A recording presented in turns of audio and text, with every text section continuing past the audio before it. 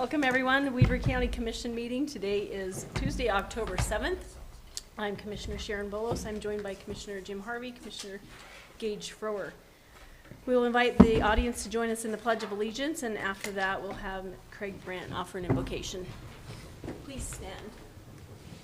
I pledge allegiance to the flag of the United States of America and to the republic for which it stands, one nation under God, indivisible, with liberty and justice for all.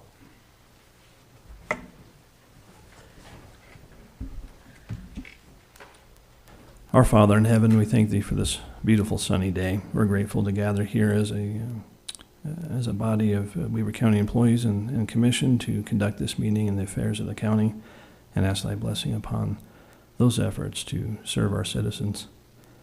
And we pray for them, Father. We know times can be difficult and that the world around us seems to swirl in darkness, and we pray that they can have light in their lives and that we can help be a source of that to some degree. And we ask humbly that we'll be able to reach out and lift up in the name of Jesus Christ. Amen. Amen. Thank you, Mr. Brandt. Item D on our agenda is Commissioner comments, including our Stall of Fame. Sean, are you expecting to do that today? Yes, but you're making some work. You know what? Why are people always working? Yeah. We'll come back to that if he shows up. How's that? Commissioners, any other comments other than that? No. None for me, thank you. Okay, then we'll move on for now to item E, agenda-related public comments. Comments will be taken from the audience for any item that is on the agenda. We ask that you keep your comments to 3 minutes, and if you'd like to speak in one of the public hearings, please reserve your comments for that time. Anyone who'd like to come forward?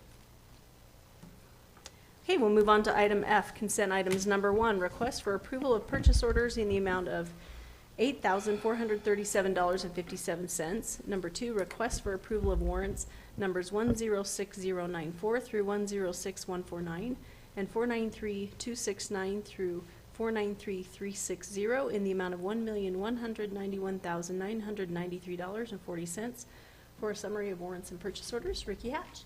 Thank you, Madam Chair. We issued 4 purchase orders this week for $8,000. 86% of that amount, or $7,000, was for the health department for vaccines. 14%, or the $1,000, is for the library for ice melt. As far as warrants, we issued 148 checks this week for $1.2 million. 20% of that amount, is, or $235,000, was for IT, and that is for software maintenance as well as some telecommunications charges.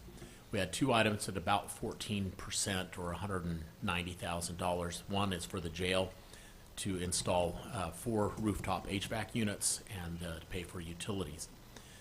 The other for the Golden Spike Event Center, and that is to purchase 2 tractors. We 11%, or $126,000, is the D Avenue connection as well as 17th Street road construction in Ogden, and these are paid for by transportation tax dollars. 9%, or $110,000, is for the library, and that went towards software, to RFID gates, and books and materials. And then 7%, or $82,000, was a chiller replacement and some software. Top 5 vendors or payees that the county had this week: Cache Valley Electric for $237,000, Brigham Implement Company, $172,000, Ogden City, $148,000, Salmon Mechanical, $118,000, and Gunther's Incorporated for $71,000. Questions for Mr. Hatch? None for me, thanks. I do have one. Gunter Mechanical. Sean, sorry. Gunter Mechanical is. Can you tell me? I don't know the specifics, and I don't know that I have a concern, but isn't that something that our in-house can do when it comes to mechanical? Do you know anything about that? Ricky, do you have a backup on that? I should have caught that in the prelim. I'll pull, if Sean doesn't know, let me pull up the payment right now and see what it was for.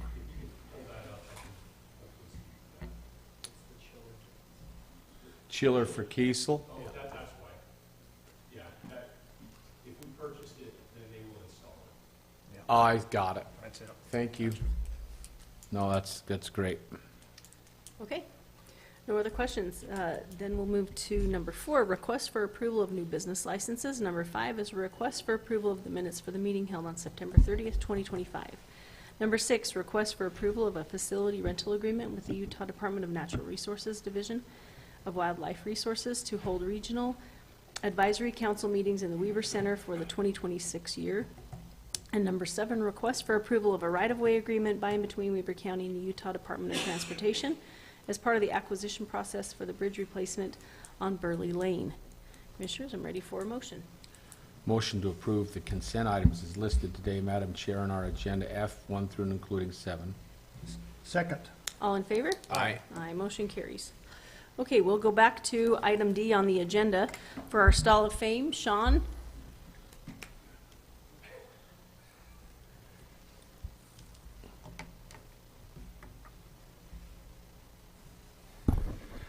Thank you, Commissioners. I'm happy today I'm glad you're happy. That's Yes. great. It's always nice to have Especially happy people here, Sean. to recognize an amazing employee. So the Stall of Fame winner for this month, or awardee for this month, is Chad Meyerhofer from the county's engineering division. And there's too much good for me to say about Chad. I could take all day. Chad has been here at the county for over 20 years. And when I first started about 20 years ago, he was one of the first ones to take me under his wing and kind of teach me the ropes, and was always so kind and so helpful. And he's been that way ever since. Chad oversees our sewers in Weber County, both out west and up in the Ogden Valley. And sometimes we have emergencies, and Chad is the one that gets the calls and responds. And he has done an amazing job handling that task, which is not easy. And it's not pretty work. And he does it all with just with ease. And he keeps he's always calm, he's always patient, he's always kind, and he is just, I wish we had 100 Chads working here at Weber County. He's amazing. So more I could say, but I'm just so grateful to have Chad as part of our team, and the county is very, very lucky to have him. So thank you. Thank you. Chad, did you want to say anything? Other than, I didn't know you started at the county when you were 15 years old. Yeah, right. We wanted to have more people here. Unfortunately, as you know, work is very busy right now, and Gary and others were unable to be here. So. Well, Sean knew if you told me earlier, I would have bolted it. See, we had to probably wrangle you away from doing some job. Yeah. No, I think the only thing that I can really say is that I guess I don't really like recognition a whole lot, but you know, I'm only the way that I am by the people that are next to me. So there's a lot of great individuals that work here at the county. So those from the roads department, property management, engineering, planning, building inspection, you know, they're the ones that are helping me shine. So thank you. Thanks, Chad. Thanks, Chad. Chad, come back up. We want a picture with you.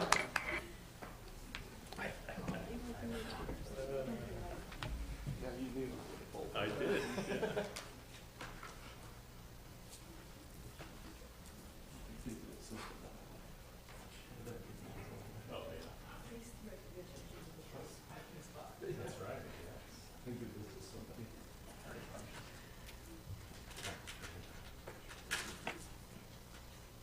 All right, smile on 3. 1, 2, 3. Count to 1, 2, 3. That was like 5 more. I know.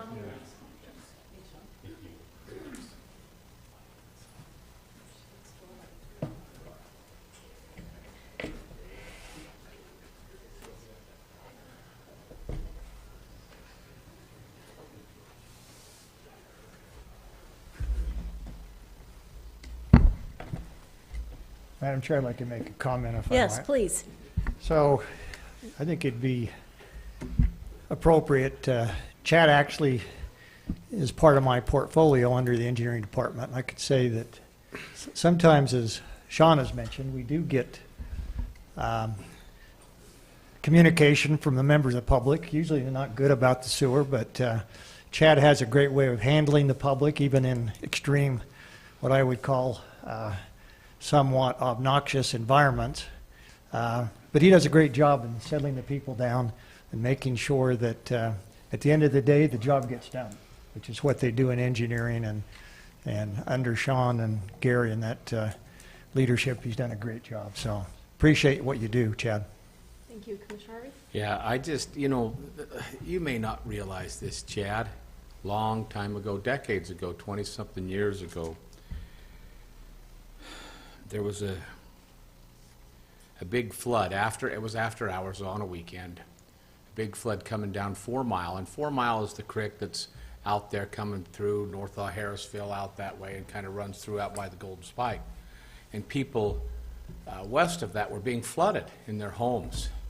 But Chad was able to come, and he knew the valves by which to divert storm water when we have big events, and use some of the Corps of Engineer retention ponds, just some of that knowledge. He's like an encyclopedia of having all that knowledge on how to relieve really potential hard things in the other parts of everywhere, whether it's in the lower valley, the upper valley. Chad just knows where everything is. You're just a real asset. But more importantly, Chad, I count you as a great friend.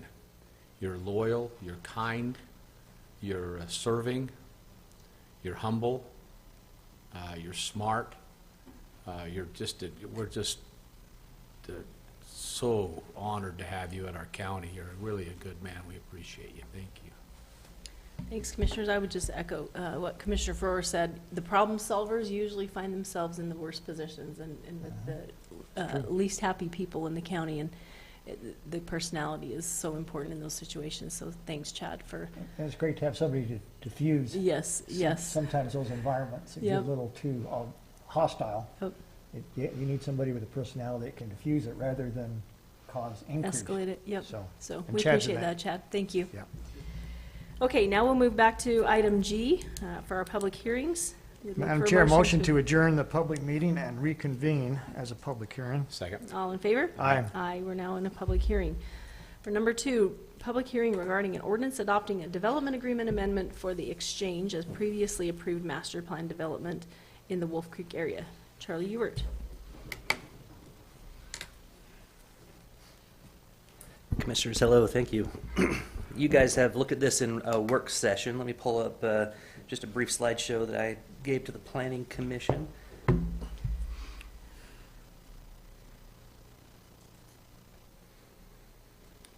Just to orient you to the project. How do I make it full screen here? Nope. Well, looking Well, that it way. was full screen, and then you clicked on something and went little. I did. That was weird. All right. So just a Weird. quick There we go. There we go. You're getting there. quick overview of the project. You guys could see what slide's coming next, so you can anticipate what I'm going to say. The project is in the red outline that you can see here. It's just over by the golf course up in the Wolf Creek area. It's really the village node from the Ogden Valley General Plan. It's the village node for the Wolf Creek area. As you can see, the current zoning for it is CBR1. There is a little corner that's RE15, but there's an existing development agreement that really does not anticipate any RE15 happening there. It's kind of odd the way it's written. Basically says that the entire property is going to be governed by the CBR1 zone, even though the corner of it is in the RE15 zone. Had I realized that before we had posted for public hearing with the Planning Commission, I would have recommended we make an additional change to just send it all to our CBR1, but we didn't do that. We didn't get the posting out, so I think we're kind of stuck with what we have here. A couple things to look at. The currently approved master plan is right up against the roadway, but there is a bigger chunk of property to the east of that master plan area that is also part of the project. And it's intended to have a hotel site on it. So you'll see a hotel and some parking there. And that parking is going to be shared use parking. The applicant has proposed to divide the project up into different, I don't want to call them subzones or mini zones, but they kind of act a little bit like that. You've got multi-purpose commercial uses, hotel use, townhomes, and multifamily uses on the project in those different colors. So we're looking at two things with this project. We're looking at, well, actually, one primary thing, and that's adoption of a development agreement. But adoption of the development agreement through the adoption of an ordinance. So basically what you have in front of you is an ordinance that says that the commission hereby, if you're comfortable approving it, hereby approves the amendments to the master plan and development agreement, and gives the chair the authority to sign that development agreement. Just going to bounce through a few of these things. So you've got some architectural renderings. One of the things that the Planning Commission didn't get to see is, well, I'm trying to say three things at once. The architectural renderings that you have in front of you were in a previous plan, a previous development agreement before the one that is in place now, which is being superseded by the one that you're being asked to approve today. And so one of the things the Planning Commission looked at with the one that's in place now is it didn't have any architectural styling theme or renderings that went with it, despite the fact that the previous one from 2015 or so did. These are from the 2015 or so development agreement. Planning Commission asked that we get some architectural standards put back into the master plan and development agreement, which the applicant has done so.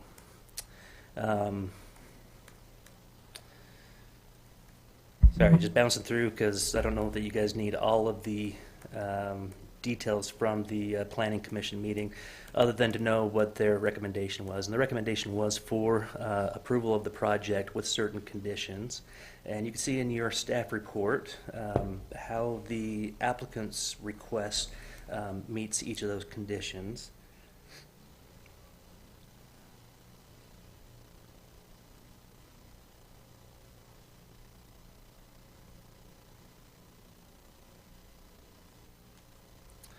I just kind of give you a list in the staff report regarding each condition and the applicant's desired adjustments or whether or not the applicant's comfortable meeting the condition on its own. So you can see there's a couple of comments that the applicant has given us. For example, applicant has taken the Planning Commission's height recommendation. The Planning Commission recommended that the applicant not have a TDR component to the development agreement. The applicant has requested to maintain the right to have those TDR. So basically the project right now has 84 development rights assigned to it. The applicant is looking for, I can't recall the total number, 150 or so total development rights, but everything above and in excess to 84 will need to be transferred from somewhere else on the valley floor. The Planning Commission did ask for outsourced resources. The development agreement says that if the applicant needs outsourced resources to help applications get through the governmental process once the city becomes a city, that they have the right to ask for that. We have a clause in this development agreement that matches the other development agreements, the Bridges development agreement, the Eagle Crest, and the COBABE development agreement that basically says if the county is providing those services, then the applicant doesn't have the right to essentially demand for outsourced services. But if the city is doing it while the city is getting going, the development agreement would give the applicant the right to say, hey, I want this to go to an outsourced reviewer so that they can get done in a timely manner. Planning Commission requested that that not be included in the development agreement, but it was included in those past 3 development agreements. Let's see, just to get through the rest. So we did add architectural standards. As far as the traffic and safety study goes for the site, the Planning Commission did ask for a traffic study. The applicant has acknowledged that traffic study is going to be is going to need to be required anyway. This is coming off of Highway 158, Wolf Creek Drive. UDOT's going to want to pay very particular attention on how traffic is coming and going from that site. So they know UDOT's already going to require that. They're asking us not to put any additional details on there so that we're not straddling or bridling the ability for UDOT to ask what they're asking for. They don't want to have to come back either to the county or to the city to ask for a bunch of changes if what we put in there conflicts with what UDOT asks of them.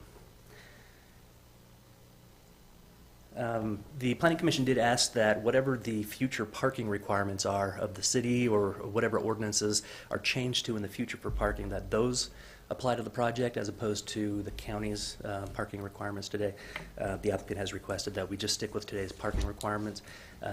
I think from, I don't want to speak for the applicant, but I think from a predictability perspective, they know what today's parking requirements are. And I think they may have a little bit of a resistance to the unknowns of whatever future ordinances may be. The Planning Commission asked for roadside beautification of Highway 158. The applicant has agreed to do that. And then the Planning Commission, they asked for a couple of things. The original motion was there is that pathway that runs along Wolf Creek Drive, along Highway 158. The original motion was for that to be extended up to the northern extent of the property. The applicant has volunteered to go even north of that, to go all the way up to Elk Horn Drive, which is just a little bit further north than the northern part of the property. But there was a request to amend that part of the motion from one of the planning commissioners, basically saying there is an ability or a potential for the Highway 158 pathway to connect to the new pathway that's going in right now on 4100 North, as well as the pathways that is in the applicant's Eagle Crest project and the applicant's Bridges project. But the challenge is figuring out how to get it there. We went up there with I was up there with the county engineer the other day looking at the highway. There's limited space on the side of the road. Once you get up past Elkhorn, there's limited space on the east side of the road where the pathway currently is. So we know at some point it's probably going to have to run over to the west side. Is that done at grade? Is that done with a tunnel?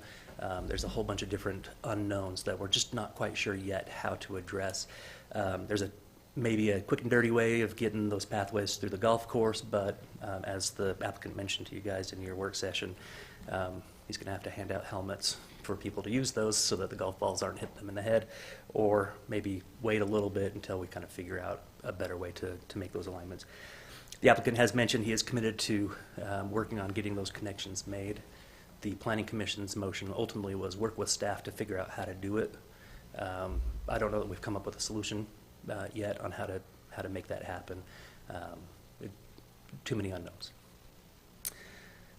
Okay, so that is the presentation. See if I missed anything. Go through my notes, my brain here. I think that is it. So on your agenda is a request to approve an ordinance that would essentially approve the modifications to that development agreement. Any questions for me? Questions, commissioners, or do you want to wait till after the public hearing? I'd like to ask Charlie, have you got a staff recommendation on this? Yeah, staff recommendation was for approval on this. There wasn't a ton of changes from the original proposal. In fact, what we have set up here goes into a little bit more detail, sets up the rights and responsibilities of the applicant, rights and responsibilities of the county, which will become the city in the future. And so I think there's a lot more benefit to both sides with the way that this is drafted. As far as the Planning Commission's recommendations that the applicant is a little resistant to, those are all policy questions, considerations for you guys to figure out whether or not you're comfortable with the way the applicant has gone. The big difference or the big adjustment between the old development agreement or the existing development agreement and this one is there is a hotel going on the property that is bigger than what the previous development agreement showed. Originally, when I traced the boundary of the proposed hotel, it looked like it was huge. I gave that feedback back to the applicant. He said it is nowhere near that size, and so his architect gave us some information on how big the footprint of that hotel will be, which the majority of that hotel is actually going to be under grade. The majority of the square footage is going to be under grade, and it's going to include underground parking and conference rooms and stuff like that. So, Okay, thank you. Commissioner Harvey? Yes, explain to me one more time about the TDRs up there, that TDR clause in there. Help me with that again. Just go over that point again. yeah, so if you'll recall from our conversations about the Bridges development and Eagle Crest development Yes. and Cobabe, there were some TDRs that were moved around within the Wolf Creek Yes. area. As assigned to this project, we have an understanding that there are 84 units assigned to the property. The applicant is asking for the ability to go up to 144 if they move those rights in from somewhere else on the valley floor into the project. So Planning Commission said, maybe we don't want that level of unpredictability. Let's just nix the allowance for TDRs. The CBR1 zone doesn't currently have any provisions allowing the the TDR transfers. And so to make it work for this project, if it is going to work for this project, the development agreement has to specifically state, by state statute, it has to specifically state that this is a receiving area, and it can receive up to how many, whatever number it is. And so that'd be the difference between 84 and 144 if the applicant did maximize that. Planning Commission just asked, let's just stick to what you're assigned. Let's not talk about future TDRs, and let's move on. Applicant is asking that way. Leave that open. Okay. Okay, I'm good. I have some That other- answered my question. Thank you, Madam Chair. I have some other comments after the public hearing, so let's move to number 3, Charlie, for the presentation of the public hearing regarding an application to rezone approximately 8.73 acres of land from the AV3 zone to the FB zone to amend the Eden Crossing Development Agreement and to amend the Eden Street Regulating Plan in County Code. Great. So, presentation, this one's I think even shorter than the last one. You guys are familiar with the Eden Crossing project. It came to you a couple of years ago for approval. The applicant has acquired 8 acres and some change, which is in that blue polygon there that they're asking to add to the project. Within that, adding to that project, it would extend the form-based zone to apply to those properties there. If you'll recall from the form-based zone, the form-based zone has essentially zones within that zone based off of a street regulating plan, and the applicant is asking for the street regulating plan. Let me show you this image here. On the right-hand side, with that lighter yellow being the majority of that 8-acre piece, that would be single-family residential, medium lot, single-family residential. So it basically acts exactly like a single-family residential zone would within the form-based zone. The current street regulating plan looks like that. If you recall, when we were looking at this, my original recommendation is that we try and make connections to all these streets. And I think there was a little bit of resistance to trying to plan streets on adjacent property owners who aren't looking to develop. And so we didn't actually make those connections. We just showed arrows saying maybe at some point in the future these can connect. The applicant is looking to actually adjust that to make some of those connections. So you can kind of see the difference there. Okay, go back through, sorry, Madam Chair, may I? Go back through those maps again, just a little slower. You click pretty quick, Charlie. So this is the existing Right. street regulating plan. Right, That is what they're proposing. So that I'm going to move got it. the image on the right. I'm going to move it right over top Yep. of the existing plan. Yep. Mhm. Just going to kind of click back and forth so you can see that. So on the right-hand side of the project, you can see kind of a square with Yeah. maybe a park in the middle. The original design of that was intended so that the entrance into Eden Acres cars would have to hit 90-degree angles to get to that entrance. Those 90-degree angles are traffic calming. We wanted to make sure that the connection into Eden Acres was for Eden Acres to connect to this project, not a new thoroughfare for people who are in this project or in the Cobabe or in the Wolf Creek to go through Eden Acres. And that was one of the biggest concerns that Eden Acres folks gave us, was that they believe this is going to be a new thoroughfare through their development. People will usually drive according to the path of least resistance, so if we make that a little bit more resistance to get into Eden Acres, it's less likely for them to go in that direction. Where the applicant is proposing to kind of smooth that out, the applicant has given a counter to the concern and basically said, look, we're willing to put up a gate that has free pedestrian crossing but doesn't allow vehicles to get through. My staff report, I'm recommending either a gate or bollards or something that the fire chief, the applicant, you guys are all comfortable with. Something that's removable so that the commission or the future city can remove it in the future and make that connection. But at the very beginning and initially, we want to make sure both construction traffic as well as new traffic coming in knows that that shouldn't be relied on as the route out of their development. Plus, making it pedestrian friendly, you get a really cool connection for the Eden Acres folks to go over to the new commercial center of Eden Crossing without ever having to get out onto the highway. So we thought that was pretty important. We thought the applicant's recommendation was a pretty good recommendation. If you'll recall, that was also the outcome of the connection that goes up into Trappers from Cobabe to the north. So connecting Cobabe to Trappers to the north. They'll have a temporary gate there as well that the city could take down at some point in the future. But still allow pedestrians. Still allow pedestrians to get through, yep.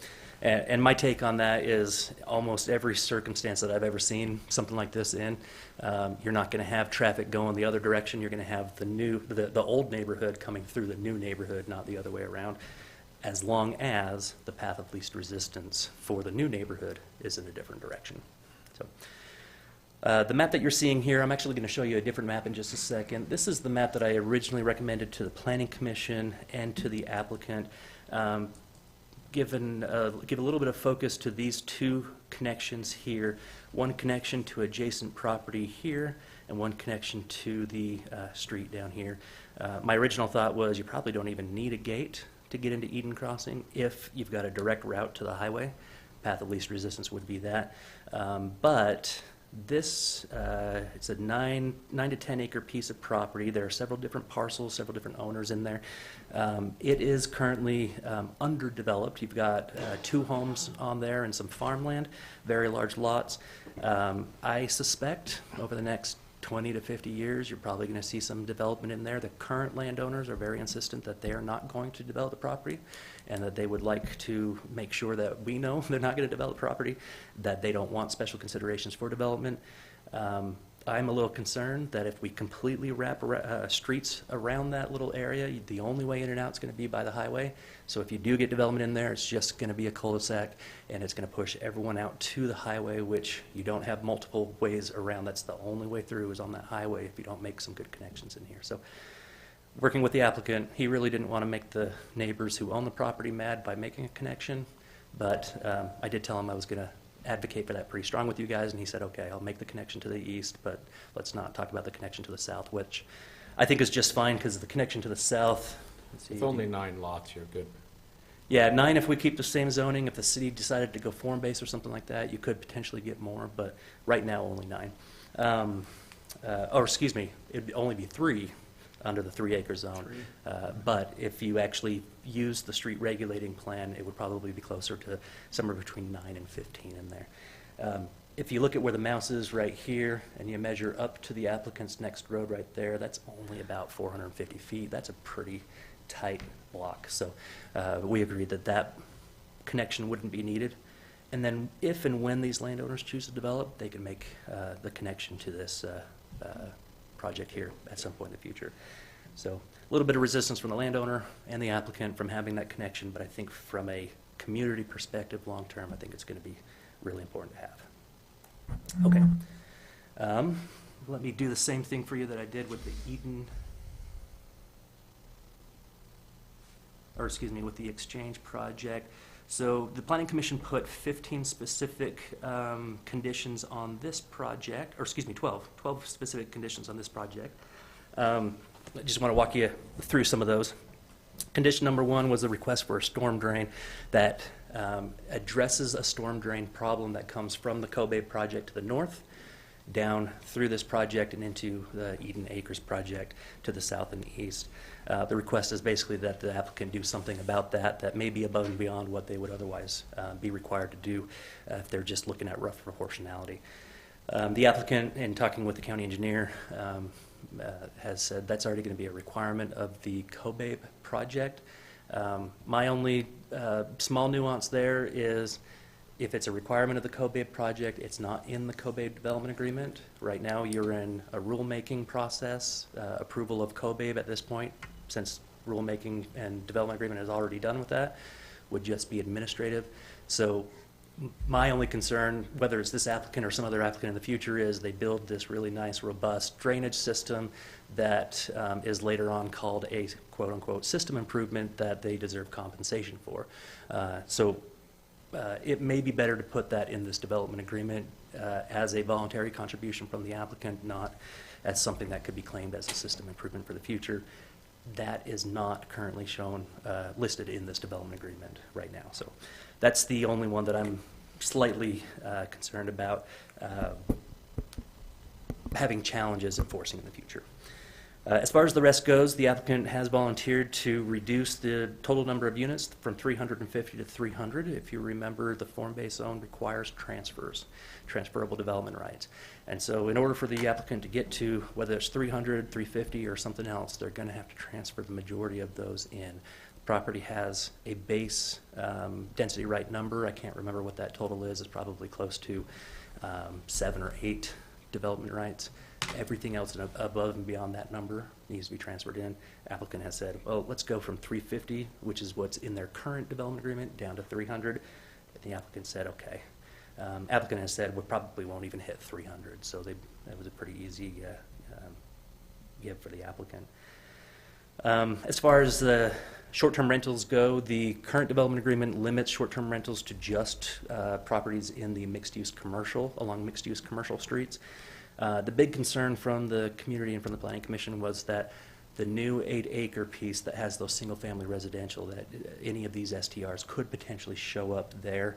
So the applicant said, we'll make sure we limit it so none of it can go within those single-family residential that is buffering the Eden Acres subdivision, but leaving it open for a little bit more opportunity for those units to be somewhere else. But they have limited it to 8 out of their total. So pretty big limitation on them.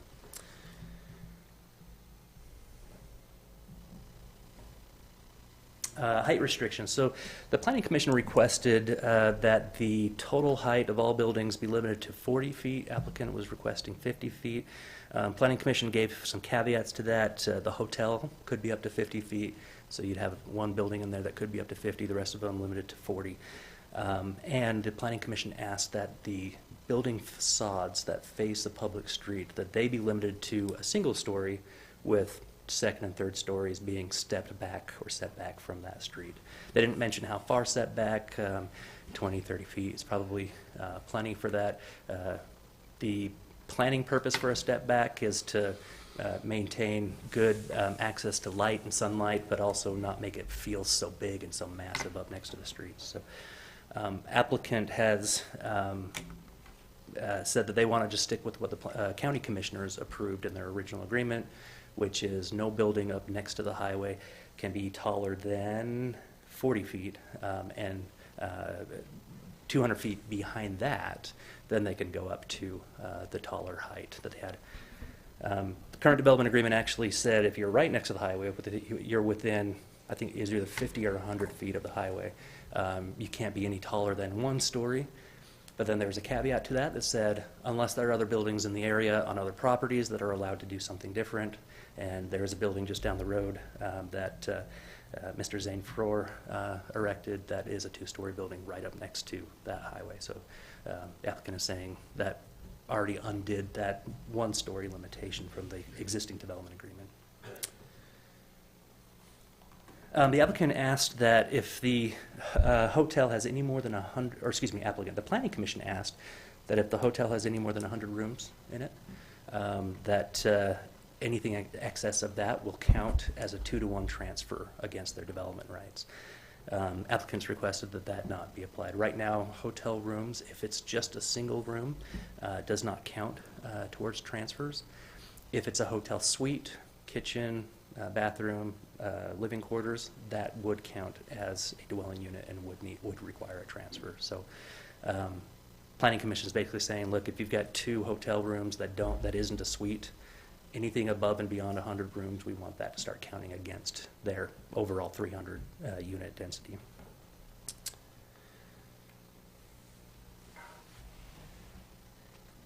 Setbacks, so the applicant has requested a number of modifications to the minimum requirements of the form-based zone, some of which includes the setbacks for both the medium lot residential and the small lot residential. They're basically asking for more flexibility in how those setbacks work. There's a little bit more flexibility in how big lot sizes are as well. If we're looking at this from a form-based zone applying to a quarter-acre lot business owner here, quarter-acre lot business owner here, quarter-acre lot business owner there, having a very definitive set standard I think is going to be important, so we're not just all over the place. Where this is a master planned community, it may be more beneficial to show a little bit more flexibility in some of those standards. If you can get some of those lot sizes a little bit smaller and some of those buildings a little bit closer together, chances are you're going to get some bigger lot sizes out on the periphery, and that is what the applicant is essentially asking for is, let me get a little bit of leniency on these standards so that the buffer that is next to Eden Acres can be a little bit bigger lot sizes and blend a little bit better with the neighboring development. The specific request from the Planning Commission was about setbacks and said, don't waive those, don't modify those, but let's acknowledge that they can come and ask for special exceptions in the future. Applicant has requested they just stick with what they've proposed to have some flexibility there. Connection to Eden Acres, the applicant has committed to the Planning Commission's request, which is the gate, and making sure there's only one street that goes into Eden Acres.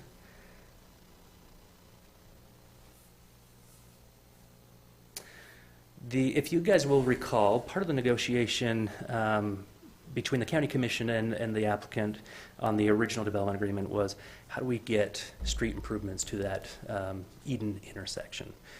Whether it's a roundabout or not a roundabout, how do we make sure that this project triggers those kinds of improvements? The applicant volunteered a $2 million towards that project.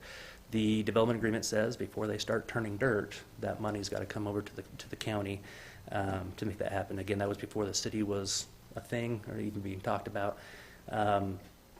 Since then, we've learned from UDOT, we've learned a little bit more internally amongst ourselves that if you've got commercial opportunities on both sides of a roundabout or on all quadrants of a roundabout really isn't conducive to pedestrian crossing.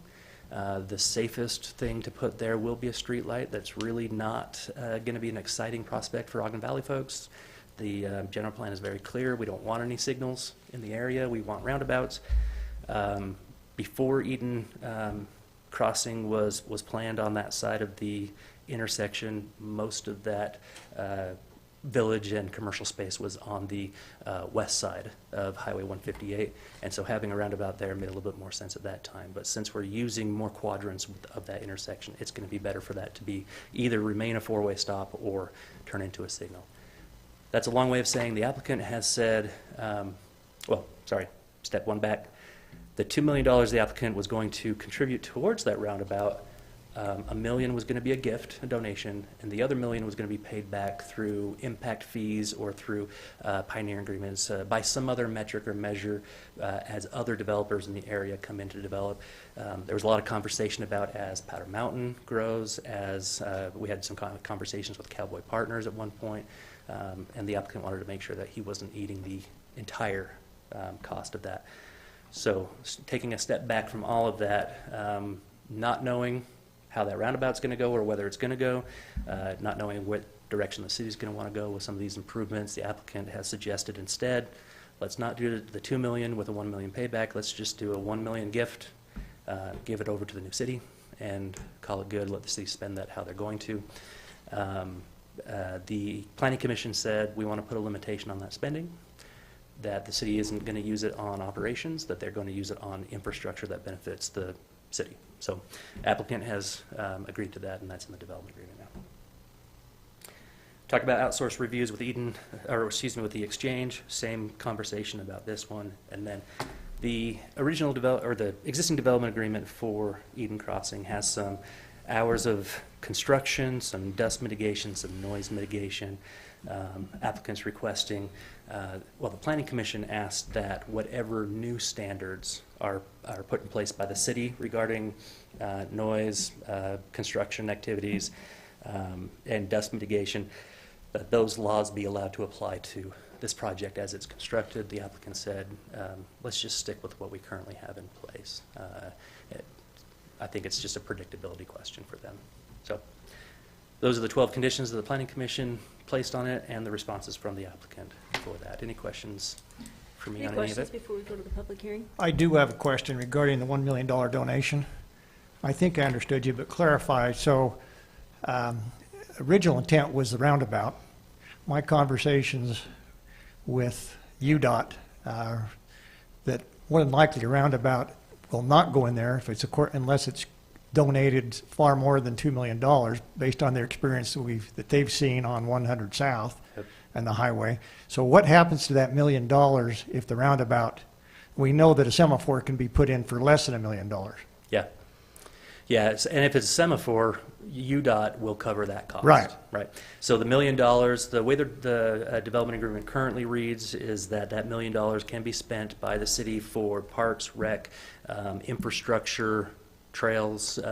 There's a few infrastructure pieces that they could put in, and it just leaves it up to the future city to decide how to So spend you're it. counting parks and rec as infrastructure? Mm-hmm. Yep, and Okay. the development agreement's counting that. All right, I guess that's a problem I have with that, but infrastructure in mind would be infrastructure. Yeah. And we could water, let, roads, et cetera, not parks and rec. That's a separate district, but anyway, we can have that yep, conversation. certainly. Commissioner Harvey? Not at this time. I'm going to reserve my comments for later. I want to hear what the public, if there is any comments, Okay. what they have to say. Okay, thanks, Charlie. Thank you. All right. Item 4 is the public comments. We'll start with the first one with the Wolf Creek area. Any comments to that? Go ahead.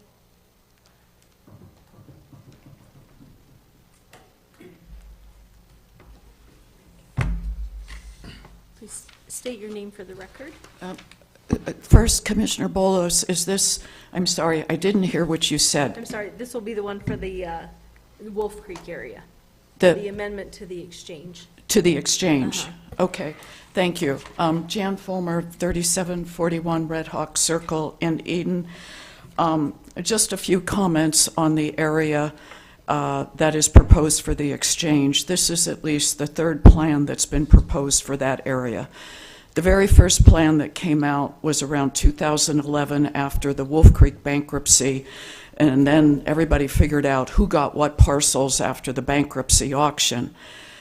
At that time, it was so nice because the community was presented with a community center, an Olympic pool, a small strip mall that had a restaurant, a brewery, a coffee shop. Nothing ever happened. Then the plans changed again. The driving range came back, and there was just the strip mall, and now this is again the third plan. Okay, the form-based zone allows you to do that, but this is a highly, highly congested area. And even though there have been at least 2 more roads, one is under construction right now to provide egress, I always remember what happened when we had that natural gas main break. People could not get out to pick up their children at school. Please, this has to be considered. In addition to having parking, when there is a tournament at the golf course, the existing area that is to be developed is packed with cars. Right now, the parking for the golf course is very limited because Reed Hastings has taken as much as he can of the 2 lodges that are there and has marked it as private parking. So one area cannot park in the other area's parking, and there is very limited parking. So I do think there are safety issues here, and there does have to be adequate parking. There is a lot of people moving in there. That's all I ask you to consider. Okay, thank you. Any other comments on the exchange?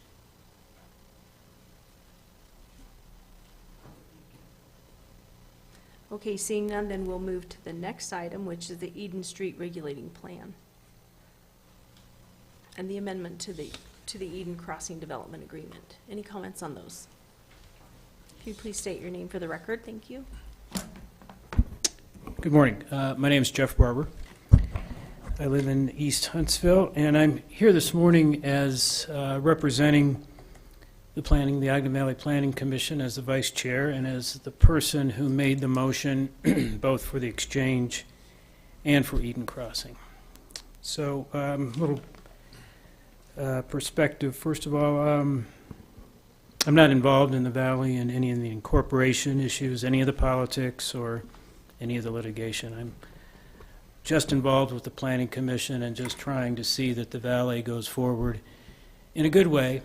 And when I do that, I bring into it my experience having now lived in 4 mountain communities across the western U.S., all growing and all sharing the same sort of challenges that exist in the Ogden Valley today and will continue to exist into the future.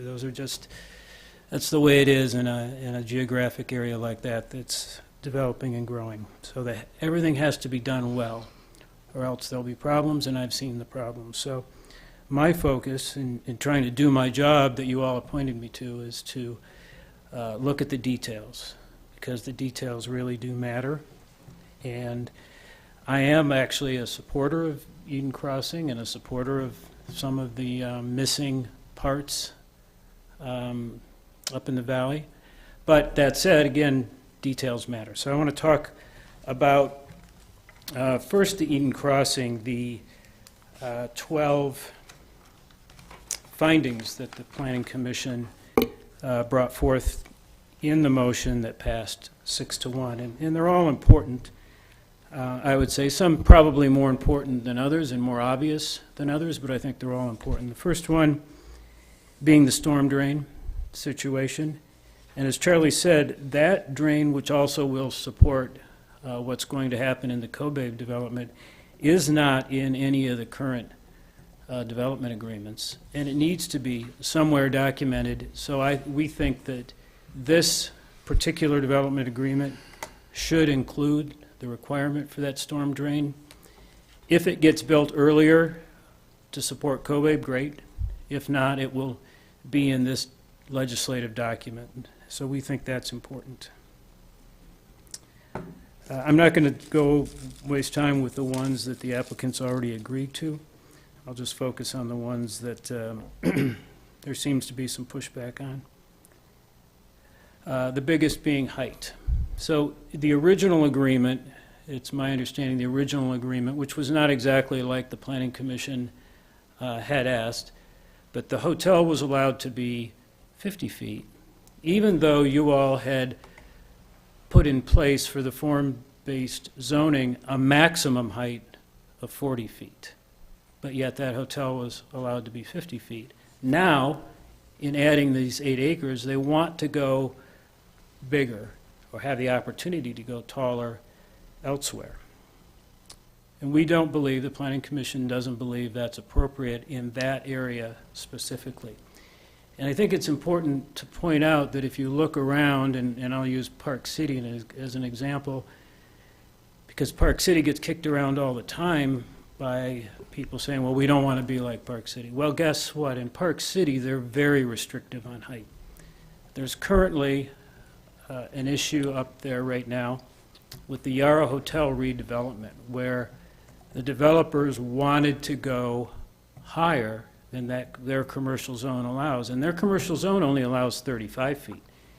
But they wanted to go to 45 feet. And the legislative authority there said no. So that project is not going to go forward.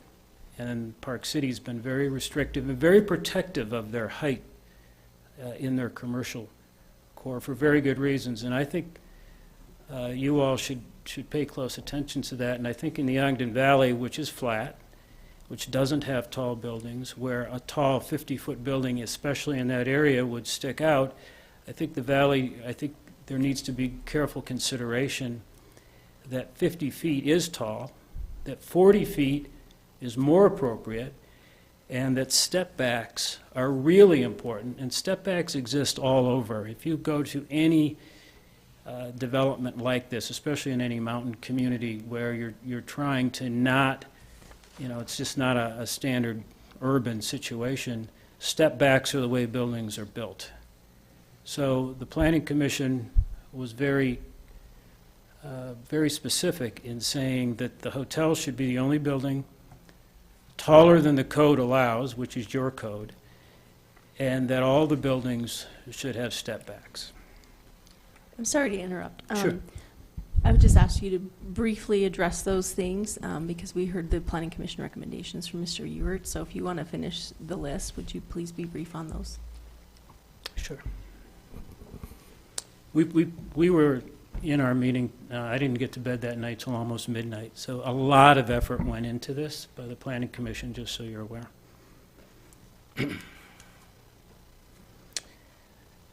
In the original approval, there was discussion of the hotel being 100 rooms or less, but that's not written down anywhere that I'm aware of. So our focus herein was to say if it's going to be a bigger hotel than 100 rooms, some of the TDRs that the Ogden Valley General Plan is very specific about trying to utilize in these areas be used if the hotel is bigger than 100 rooms. So that's why we included that one. Parking is probably one of the biggest problems in mountain communities in the winter, for sure. And it's my understanding in this county, there's one set of parking rules for the entire county, which I'm told were not developed based on a mountain situation or a large snow pack situation. So our focus is to make sure that any new dense development like this has adequate parking. And I believe there's one area or one stipulation where it's currently, the requirement is parking within less than 1,000 feet, which is 3 football fields. That's kind of far. They want to be able to go up to 3,000 feet. 10 football fields in the winter is a long way to walk, and I don't know that that would even be considered safe. So the Planning Commission really wanted to focus on parking and really wanted to say that whatever the parking requirements are at the point in time that this project is approved for actual building, that those requirements be what they abide by. Because parking is a problem in every single mountain snowy location that I'm certainly aware of. Setbacks are also important for a lot of the same reasons. A lot of effort went into developing the setbacks in the form-based zone, and we didn't feel that just throwing them out and letting whatever happens is the right approach. We believe that the setbacks ought to either be the form-based zone setbacks or the setbacks that are in place for that type of development when the project actually happens. Setbacks involve snow storage, they involve aesthetics. There's a lot more involved with setbacks than just trying to put something big on a small lot. So we felt those were very important to consider. There are two issues that have impact on this development and also on the exchange, and those are the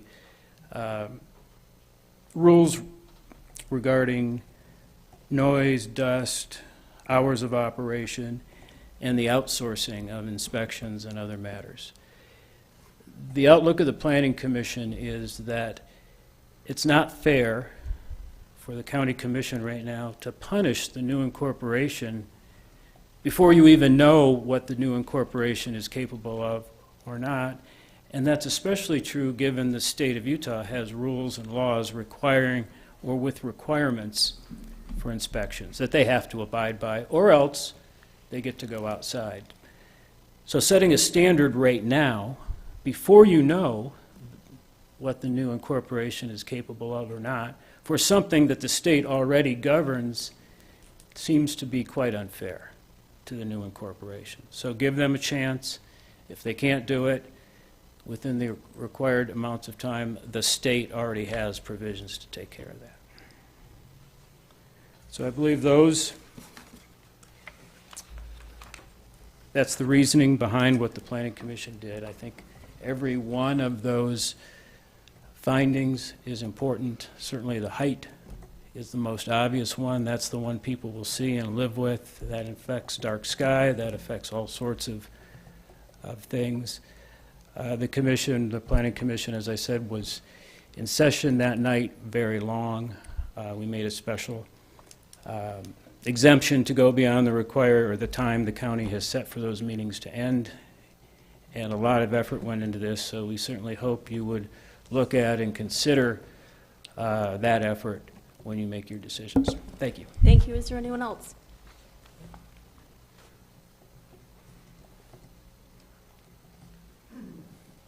Madam Chairperson, members of the Planning Commission, County Commission, my name is Bruce Baird. I'm counsel for the project. I just want to take a few minutes to address a few of these issues. First, again, we want to thank the staff for its hard work on this.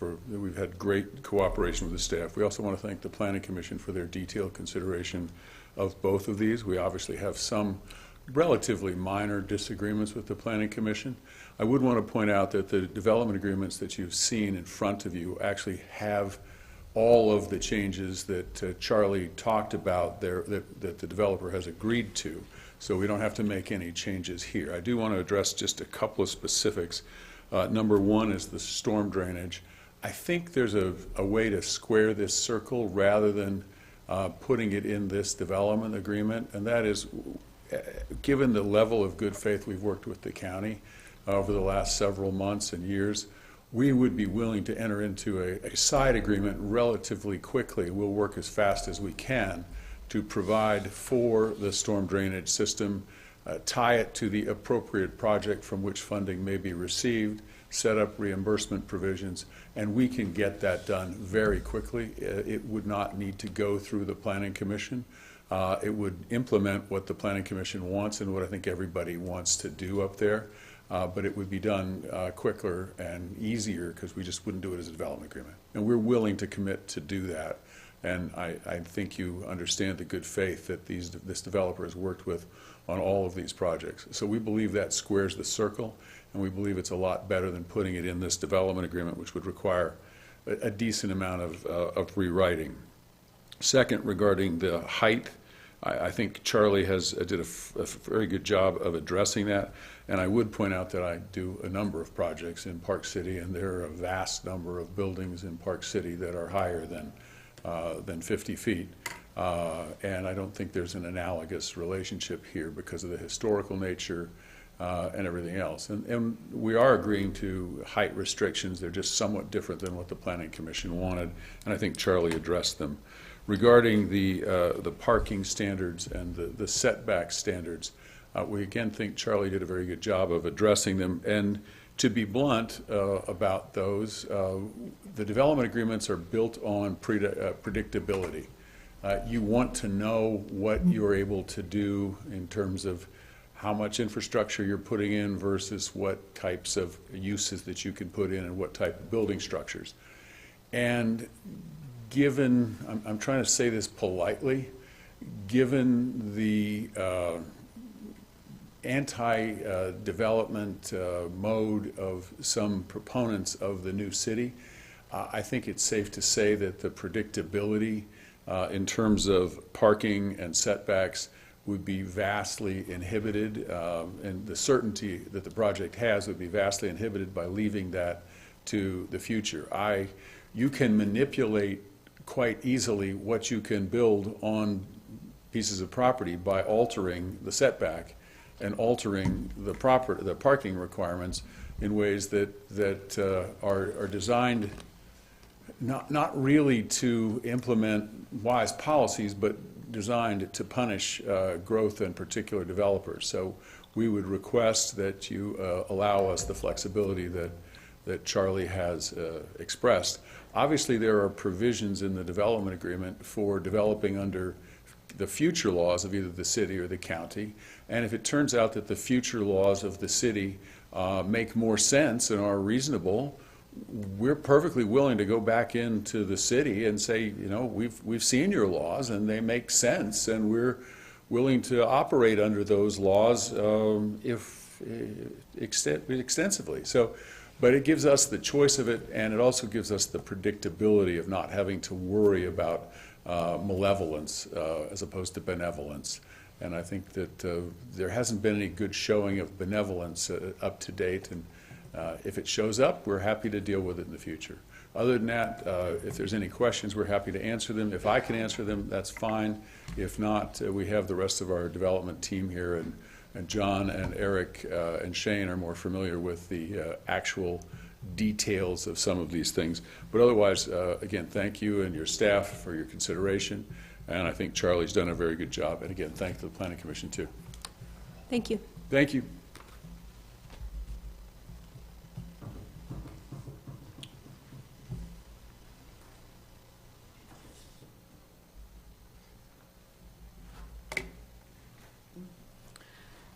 Jan Fulmer, 3741 Red Hawk Circle in Eden. The comments I'd like to make really apply both to Eden Crossing and to the Exchange. And Commissioner Harvey, they go back to some recommendations you made at the meeting on Eden Crossing in December 2023. Commissioner, they were excellent recommendations that you made, and quite frankly, I don't see where most of them have been adopted. Number one, you requested a lower height for the buildings, and you also recommended, well, it's okay to have something on the rooftop, as two facilities do in Ogden, which is really kind of nice. And yes, that would be nice. Weather would restrict how much we could use it in the valley, but I thought it was a great idea, but there was a great restriction on the height, which many people do agree with that. Not having the hotel right on top of Highway 66, and that is in Eden Crossing.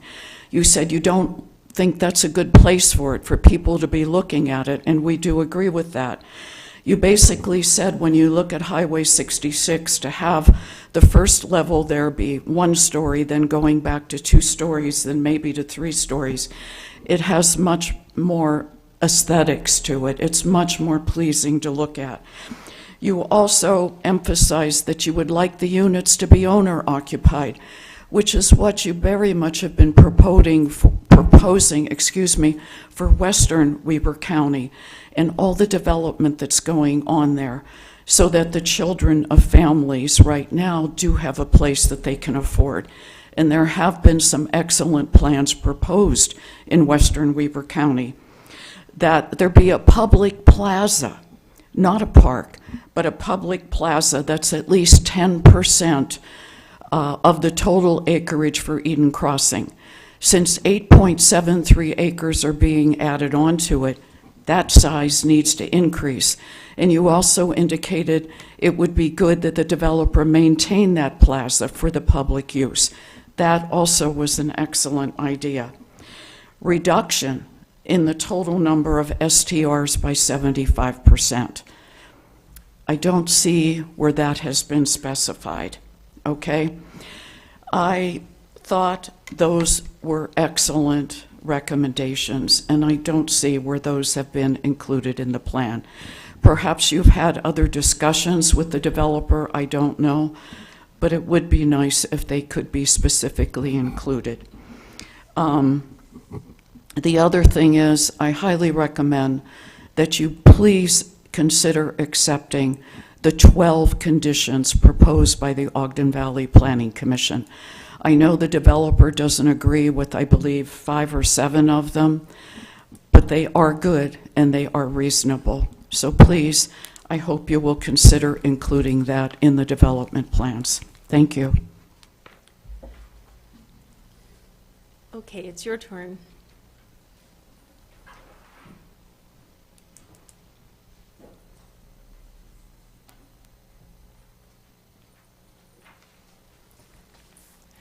Good morning. Corinne Lombardi, 2453 North Sierra Drive in Eden.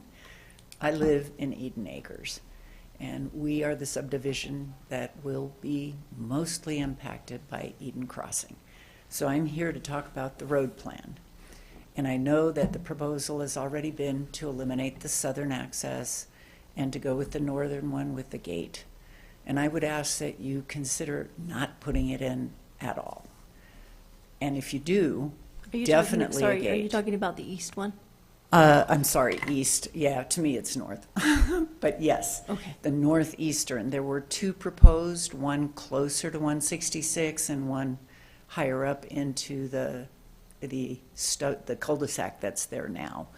And that is accessed through the 8 acres that were recently acquired and are part of what the developer's asking for now. I've spoken with the developer, and he is all for not putting it in. I get it. Why put in infrastructure you're not going to use? All it does is decay over time.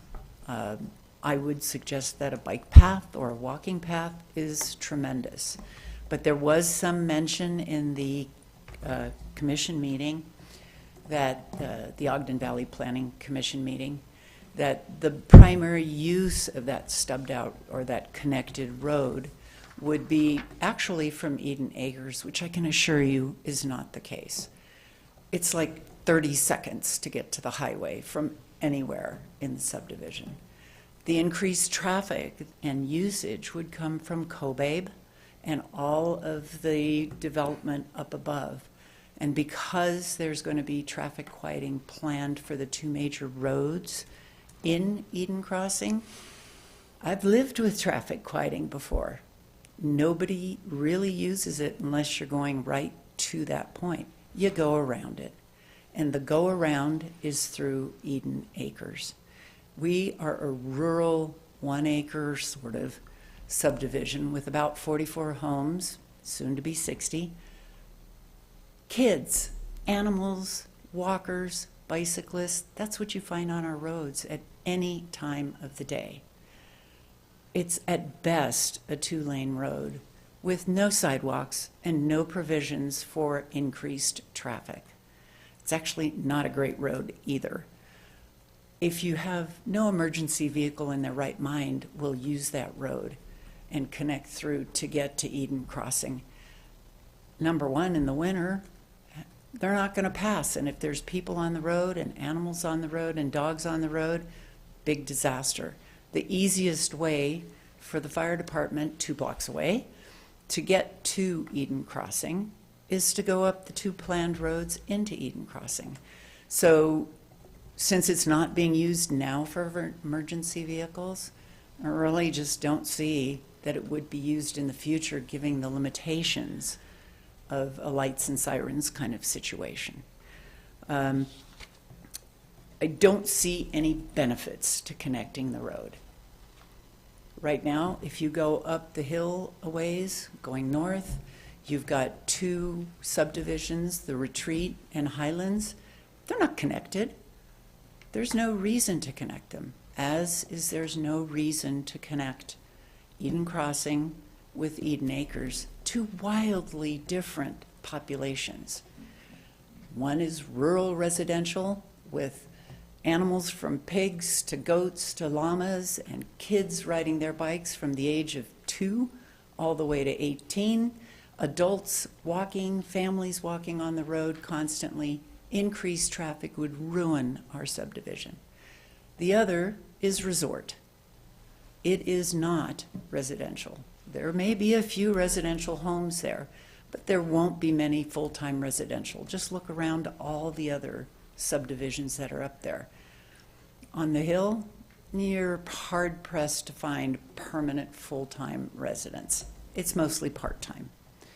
And many of them are STRs.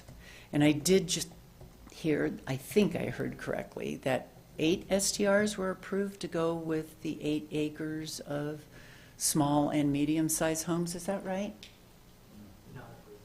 No? 8 for the whole project. For the entire, but not the 8 acre. Okay, never mind then. I don't have anything to say about that. So my recommendation would be, don't even put the road in. If you want to do a connection, bikes, great, put a bike lane in, put a walking path in. Those things would probably be well used by both areas. But traffic, no. Traffic in terms of vehicles, no. Please don't do that. It would really kill our neighborhood in the long run, and people always go to the path of least resistance. There will be traffic coming down. Fastest road to Snow Basin, boom, right through our subdivision. And it'll be used that way. It's just human nature. Anyways, thank you very much for listening to me, and I do appreciate the time. Thank you so much. Any others? Okay, Commissioners, I look for a motion to close the public hearing and reconvene our public meeting. So move. Second? All in favor? Aye. Aye, motion carries. Commissioners, I would just point out that Mr. Barber shared thoughts as a Planning Commission chair. The Planning Commission report was given by Charlie, so I would ask you to consider those as personal comments. Correct. We will move on now to item 6, which is action on public hearings. The first one is a request for approval of ordinance 2025-24, adopting a development agreement amendment for the exchange, a previously approved master plan development in the Wolf Creek area. Questions or comments, clarification? Comments, if I might, Madam Chair. Please. So there was 12 conditions, I believe, that were attached to this. Quite honestly, I have some that I'm probably in agreement, others that I'm not in agreement with. And the comment was made that the commission is taking the stance that we're punishing the new city. I view it from the opposite direction, that follows state code and follows a recent court hearing that puts the county in charge of land use and all decisions and protecting private property rights until such time as a new city is created. So I object and take offense to the comments that we're punishing the new city. We're not punishing the new city, we're respecting and following state code and following what the court very clearly said is in the public's best interest and is the county's obligation. With that, if you're ready for a motion, Please. I'm going to make a motion that we table the development agreement for the exchange. I need some additional time to look at, the one concern that I do have is the setback and some of those issues. I can tell you right now that that I disagree with condition 7, which is parking. Again,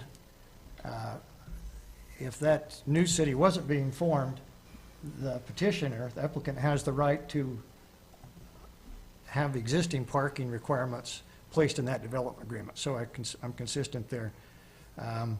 I believe fully that this DA development agreement should be consistent with the others. I don't think it's right that we have 4 or 5 different projects with one having a different development agreement. They should be consistent across the board, which I think actually is better for both the developer and the new city as they look at that development.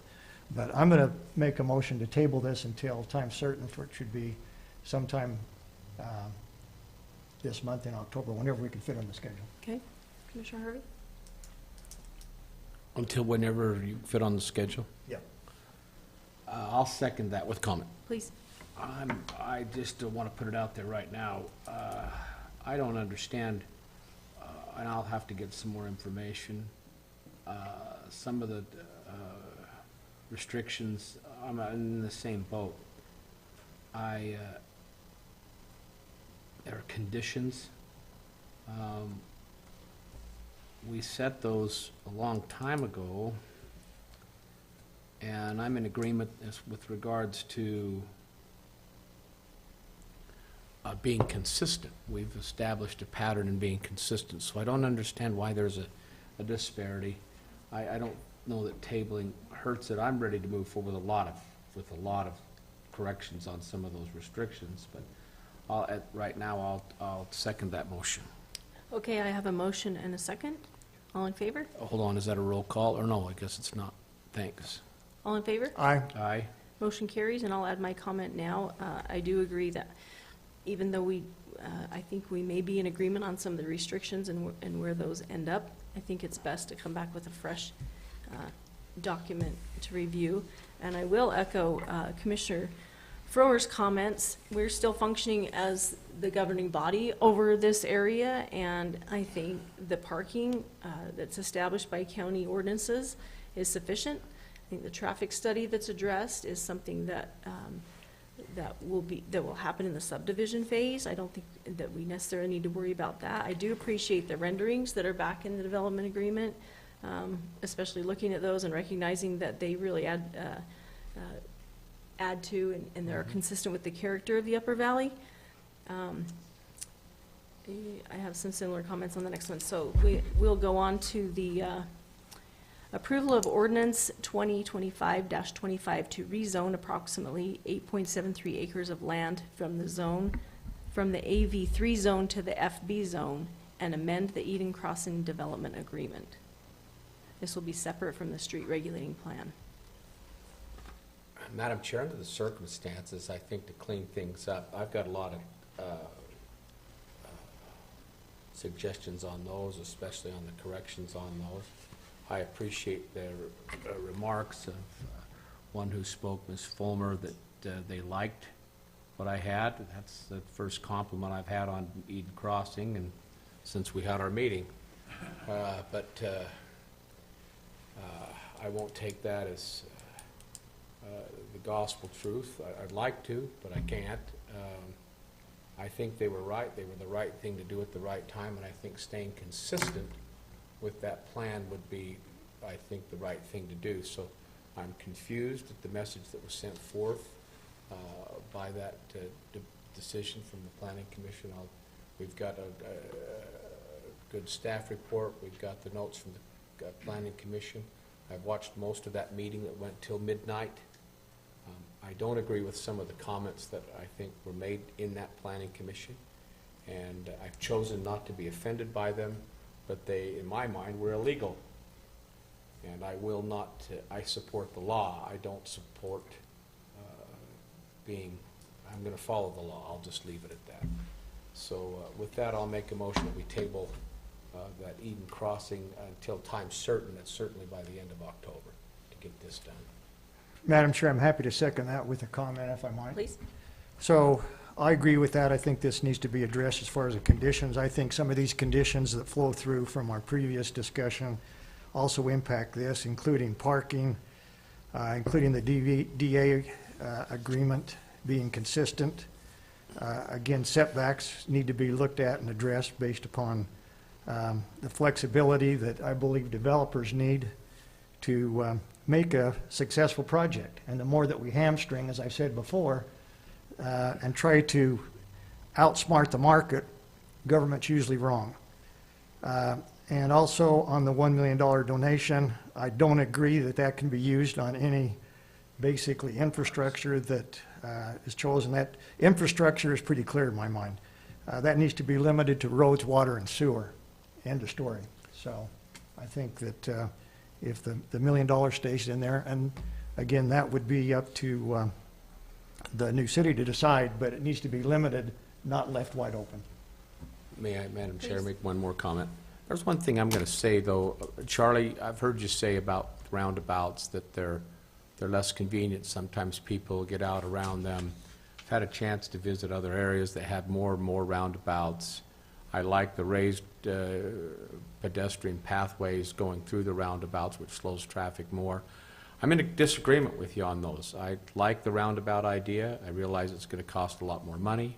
That may not be the favorable thing for one side or the other, but I think for the area up there, at least while we're still here, I like the roundabout idea, and I think you can work out something better with transportation. I think it's a better community feel. I realize there's a safety component, but there are ways to do that correctly. And so that's really what I have to say about that. I think, as it relates to infrastructure, I want to point that out too, not for parks or recreation or things like that. Infrastructure is infrastructure.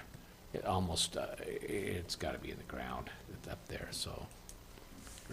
Okay, I have a motion and a second. Commissioners, all in favor? Aye. Aye, motion carries.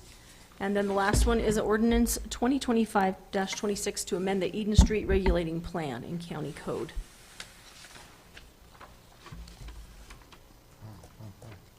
You know, I understand, and I appreciate Ms. Lombardi's comments very much, but I understand with regards to the second accesses and things like that, it was part of the plan.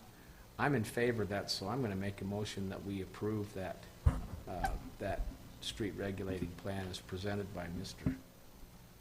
Ewart today. And I'm going to second that with a question, if I might. So, Charlie, where are you? So I understand that the developers agreed, and I understand the issue with Eden Acres, that has agreed to be a crash gate rather than a through street. Is that correct or not? Yeah, so the agreement as of right now is to build the street as if it is a through street, put a gate on it. The fire chief doesn't like to drive their couple $1 million fire truck through a crash gate, but they are supportive of a Knox box or something similar to that. Well, and I agree that I don't believe that would ever become a main thoroughfare, but in emergencies, that could be an additional egress, ingress out of there. So I support that with the idea that that be a crash gate, not a permanent street. Just like, if I may interject there, just like what we brought up about the gas line, and we know the problems with electrical power where they're headed, or just second accesses, or another opportunity for emergency services is always good. So I appreciate with what Ms. Lombardi said, and I would feel the same way, but I think in the long run, to have that could be permanently closed. I mean, for the most part, permanently closed unless emergency services has to have it for an emergency. It's just another opportunity. People can still walk around it or get through it, but that's good planning. So I have no problem. Thank you, Madam Chair. Okay, I have a motion and a second for approval of ordinance 2025-26. Actually, with the tabling of the prior two items, that number will be 2025-24. 24. Okay, Okay? thank you for that correction. Roll call vote for ordinance 2025-24. Commissioner Ford? Aye. Commissioner Harvey? Aye. Chair Bolos? Aye, motion carries. Item H. Motion adjourned. Motion and a second, all in favor? Aye, we're Aye. adjourned.